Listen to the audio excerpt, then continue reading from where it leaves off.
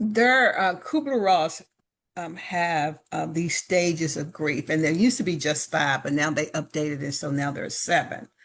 So the first, it's hard to say that there are stages. And so my girlfriend and I were talking about this the other day. So, she says, Nidra, I'd rather look at it as phases because everyone doesn't go through one, two, three, four, five, six, seven. Some people may start off at seven, Right. and some people may start at it all at two. You just never know. But according to Kubler-Ross, we talk about the first initial stage being shock, and then the second being, you're in denial, which, kind of where I was. And then there's anger, there's bargaining, there's depression, there's testing, and then there's acceptance. So when we talk about shock, we're talking about the initial reaction.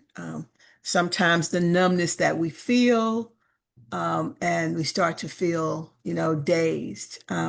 Sometimes it's difficult for us to process these things because I know it's very difficult for me over the last couple of days to process this because I just saw my girlfriend a couple of weeks ago.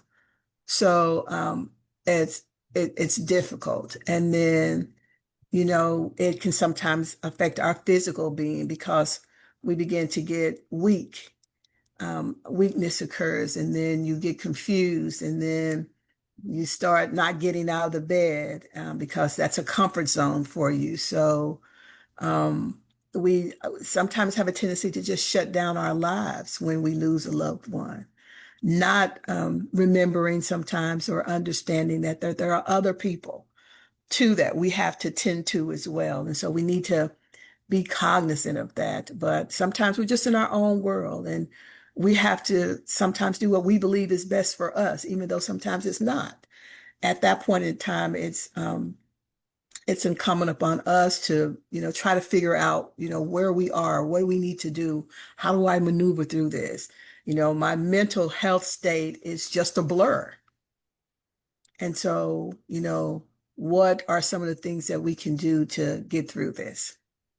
Then we're looking at the denial stage. You want to talk about that? So for the and I wanted to just add on what you were saying too. Oh shoot, I lost my thought. Oh, isolation. And it's like you said, staying in the bed and you isolate yourself from everyone, everything, and it's okay to stay isolated just for a little bit. But then you still need to continue to surround yourself with people, have the conversation.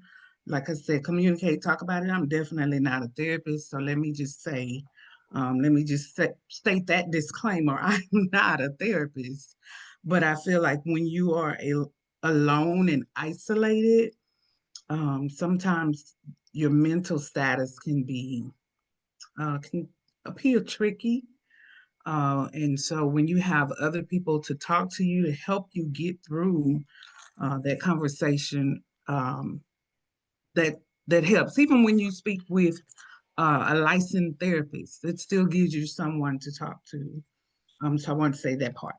Okay. Number two was denial, thinking this really couldn't have happened, or this isn't really real. And especially when I think about like our family members that have passed on, or even like for my dad, his demise. It was like I went through a shock. I went through a denial.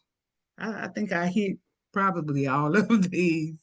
Um, and with the denial, there was a disbelief that served as an emotional protection. Hmm. Uh, may involve feeling disconnected from reality, and it helps pace the grief process so we're not overwhelmed all at once. So denial is a stage that you can go through.